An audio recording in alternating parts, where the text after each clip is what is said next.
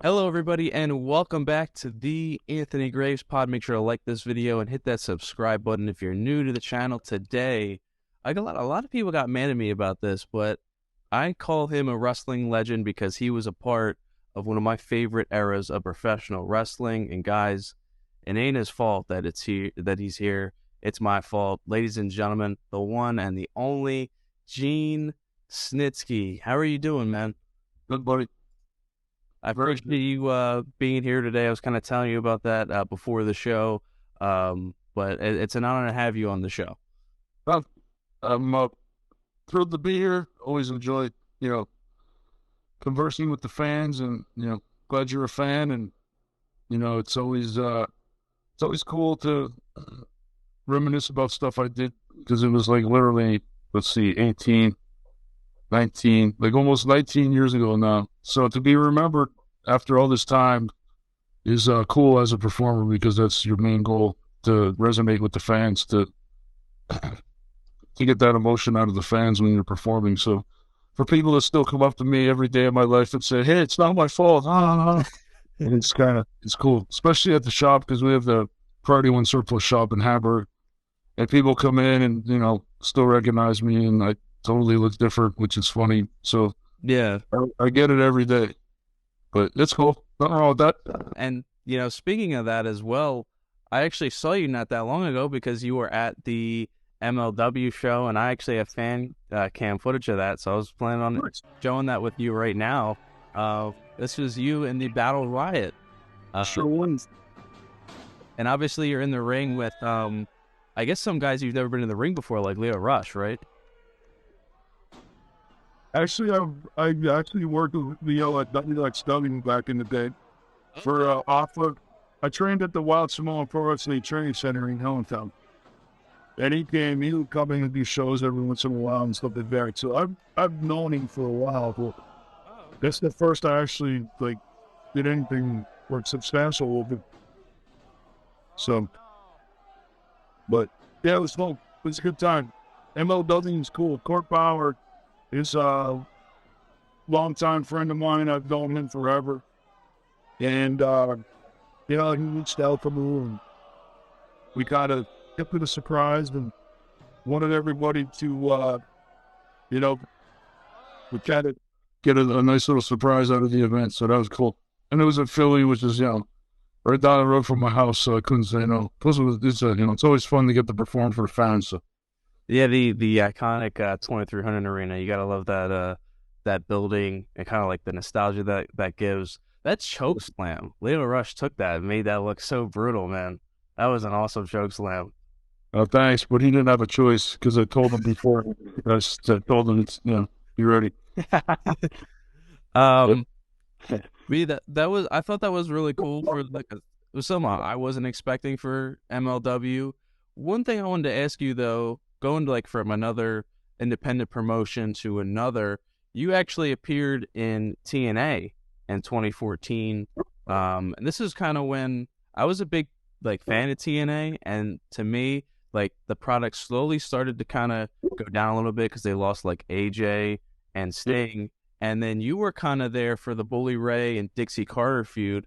Why was like your stay with the company so short? Because it didn't really last that long. Was there anything that you really wanted to do in TNA that didn't really happen? What was kind of your memories going back off that?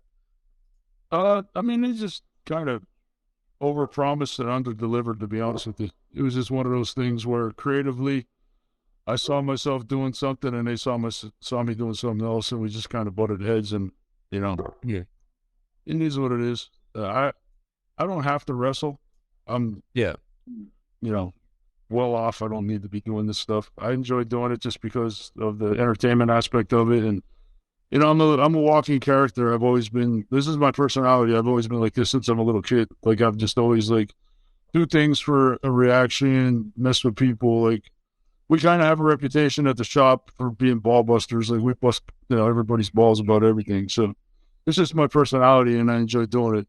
I don't have to do it. I don't, necessarily want to go back to a full-time schedule, but I love, Right.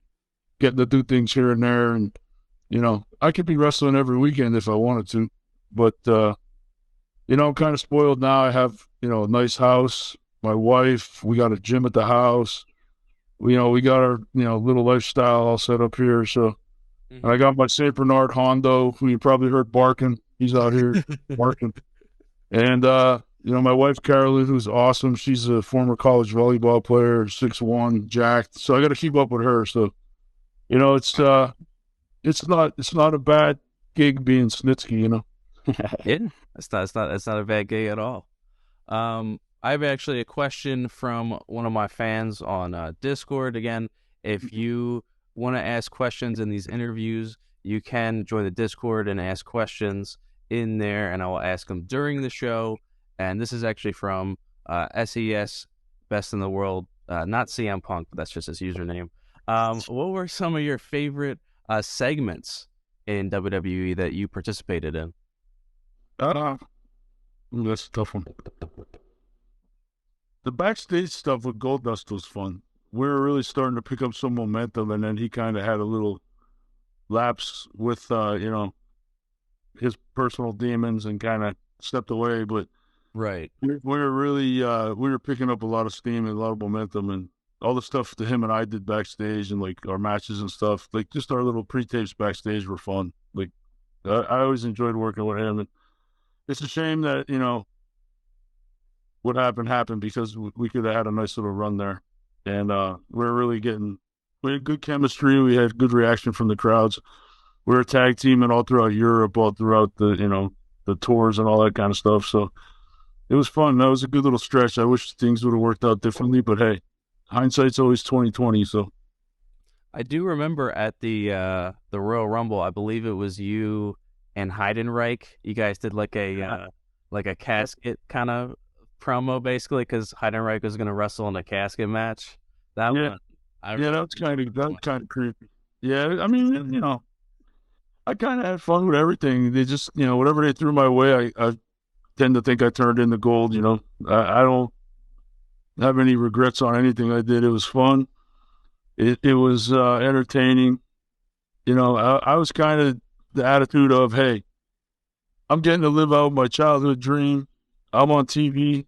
I'm running around acting like a crazy guy and getting paid for it. So what more could you ask for? yeah.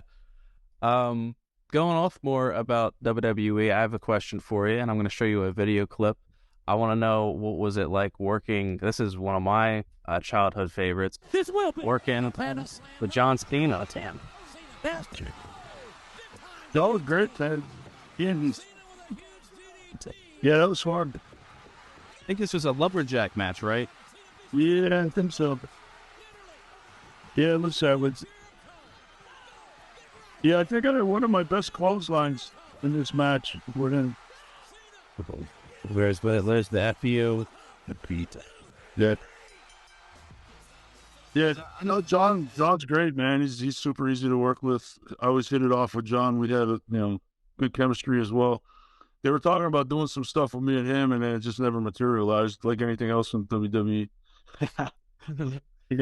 You hear a million stories about that. Well, we were supposed to do this, and it just never materialized. So, like I said, I just went with the flow. I enjoyed it. I was, living out my childhood dream. I was getting to travel the world on somebody else's money. And, I'm from a small coal mining town in Pennsylvania, Nusquehoning. It's up in the middle of nowhere. One stoplight, 3,500 people. So, it's kind of cool to be able to be on national TV every week and, wrestling in front of thousands and thousands of people and traveling the world and getting to see things I would have never saw otherwise. So, yeah, it's all good. Were you kind of saying that there potentially could have been something with you and Cena kind of a program over the championship? That's what they told me. I guess it would have been about probably my second or third year in, right after we were doing those matches like that. Because John and I had good chemistry, and we always, had good matches. And it just, like anything else, you just kind of show up at Raw and find out what you're doing, and that's what you do. I mean, yeah. But, it's, like I said, hindsight's always 2020, but I'm proud of everything I did. Nobody could take it away from me. I'll be remembered forever. I mean, most people remember the baby Punk, but I'm on the top 50, oh my God, moments in the history of WWE. And there's a lot of moments in the history of WWE. So for me, coming from a little coal mining town in Northeast Pennsylvania, to be remembered forever of all time in WWE is kind of cool. Because I got the clothesline elimination, I got the baby punt thing, I got the, numerous other stuff that is on those oh my God moment videos and all that top, Royal Rumble eliminations and all that kind of stuff. So, it's cool to be remembered. Like I said, as a performer, that's your goal for, the emotional connection with the fans. So I must have done something right because they're still talking about me 20 years later. So Definitely, man. That's something that I was actually thinking about because I was watching. I think Rene Dupree has his own show, and he has Paul London on multiple times, and he kind of talked about getting in trouble for that Royal Rumble spot where he took the clothesline with you, and basically he kind of fell to the floor. And obviously now WWE they like promote that as one of the big things about the Royal Rumble. That every year it's on the highlight thing.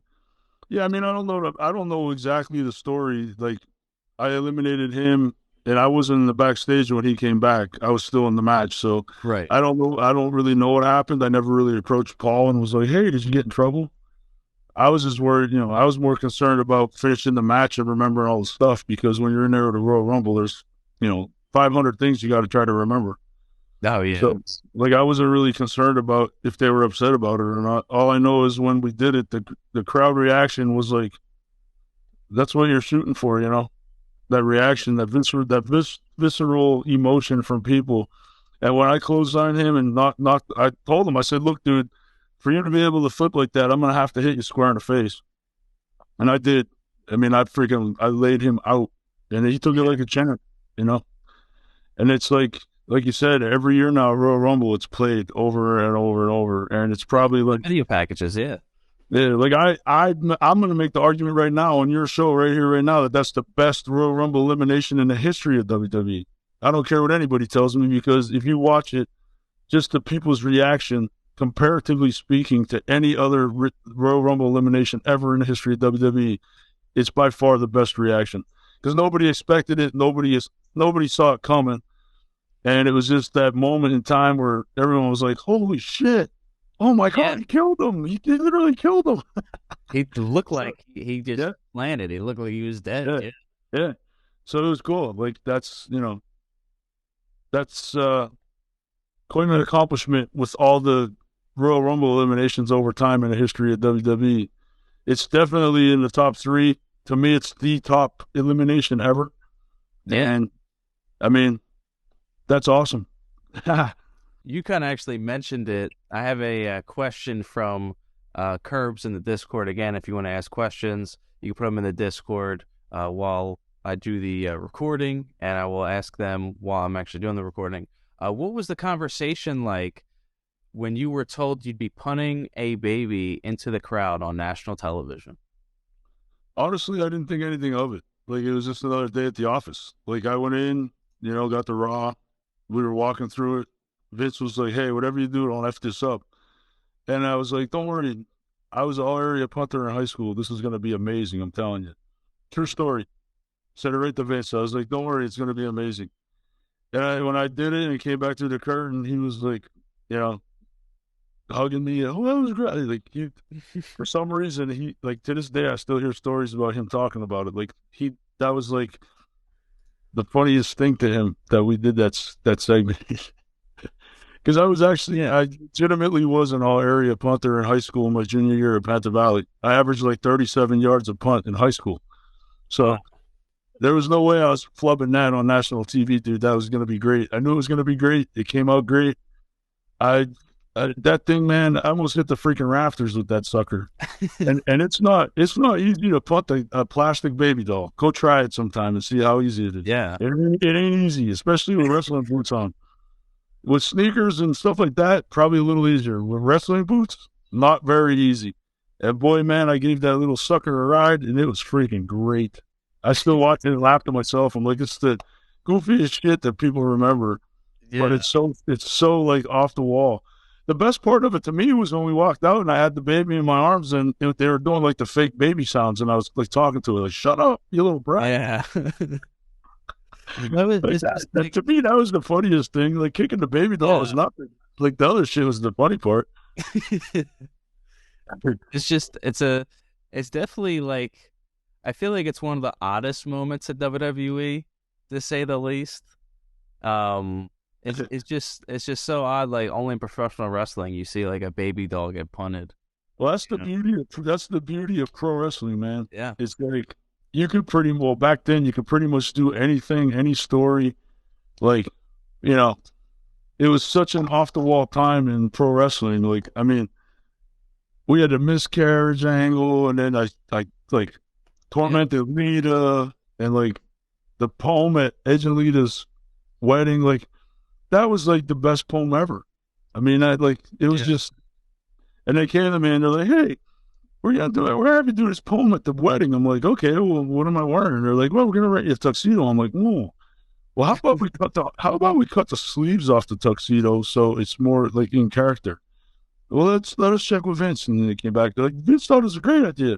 So then I ended up they cut the sleeves off this rental. It's a rental tuxedo. They rented that for that segment. Cut the sleeves off it. So somebody has that somewhere today because they couldn't return it because of the sleeves being cut off it. So out there somewhere is that tuxedo with the sleeves removed that I wore for that Coleman Angelita's wedding. So if those people that are doing that TV show looking for those lost treasures, Yeah. just throwing that out there, that could be a nice lost treasure to try to find. Yeah, Fine. and the baby doll. I don't know And whatever happened to the baby doll either. So that's out there somewhere as well. So if anybody out there is listening, we gotta find that. That is definitely a national treasure. that should be in like the Smithsonian, I think. Um, I have another question actually from SES Punk.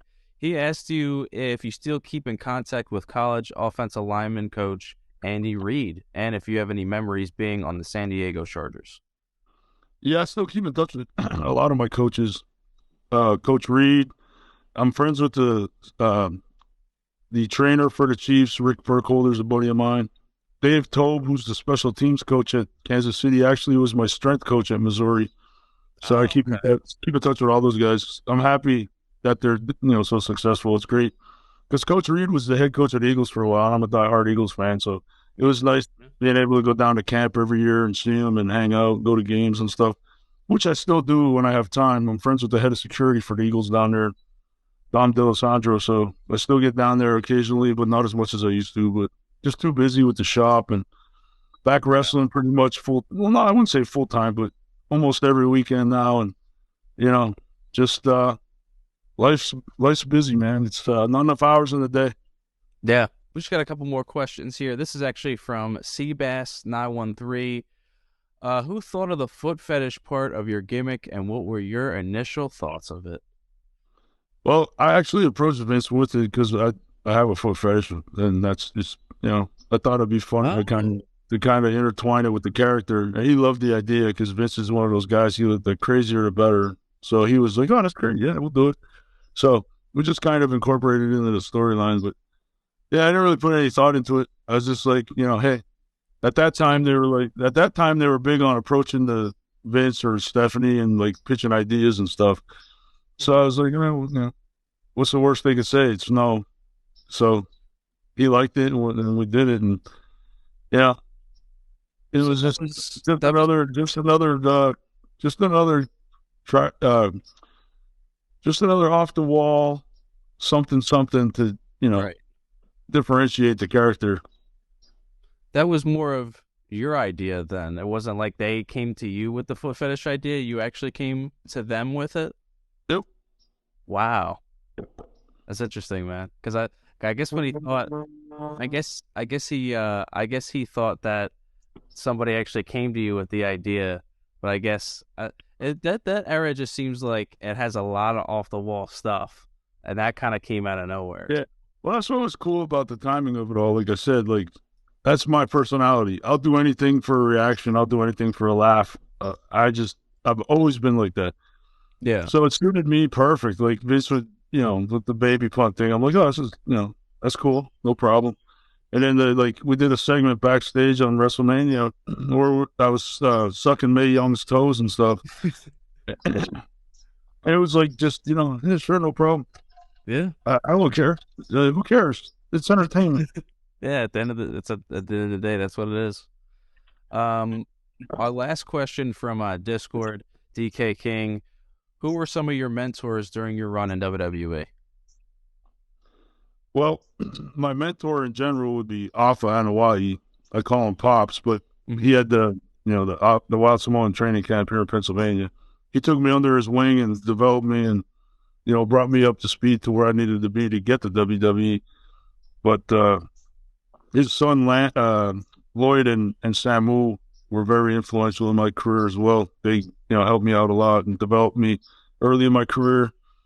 And but once I got to WWE, like, believe it or not, Kane was like very influential in like the whole character, because we had a good chemistry. And then Dan Madigan, who wrote the storyline for that whole scenario, we all became really close. And I still keep in touch with Dan. And just I just tried to keep up with Glenn and follow his lead. And he was nice enough to work with me. I mean, as anybody knows in the WWE, if there's a big name guy like that and you got a new guy coming in, they could easily kibosh it and be like, I don't like him. I don't want to work with him. Find me somebody else. So I was fortunate. Glenn and I hit it off, and, had that really, intriguing storyline. And, as they say, the rest is history. But yeah, I can't thank him enough for working with me through that storyline. And, it was awesome, man. Like I said, to be able to sit here and talk about it 20 years later, it must have really resonated with the fans, because, what does anybody do that they're still talking about 20 years later? Yeah, yeah, man. It definitely is. It's in the history of WWE, man. Yeah. I think a lot of people remember that, and definitely the Kane feud. Probably, I think. Would you say that it's probably your most like iconic in terms of like the whole angle itself, and you guys had some pretty good matches too against each other. Yeah. Yeah, I mean, I would have to say it was probably my favorite part of my stay at WWE, because I got to Yeah. do a lot of other things because of it. Like, I got involved in the Edge and Lita storyline. I was involved with, the Monday Night Wars when we did when the ECW came in and had the invasion and all that. Like, I was involved with all that stuff. So I would have never got to that point if it wasn't for the Kane and Snitsky and Lita storyline. So, I'm just glad they saw my potential and gave me the chance to do it, because they could have literally picked anybody to do that, and they chose me. So I was like, well, here we go, man. Give me the ball. I'm going to score a touchdown. That was my mentality. You know, I've played pro football. I played Division I college football. You want to give me the opportunity, man. I'm going to take full advantage of it. Yeah, for sure. As we kind of wrap things up here, I wanted to ask you. I usually ask everybody this.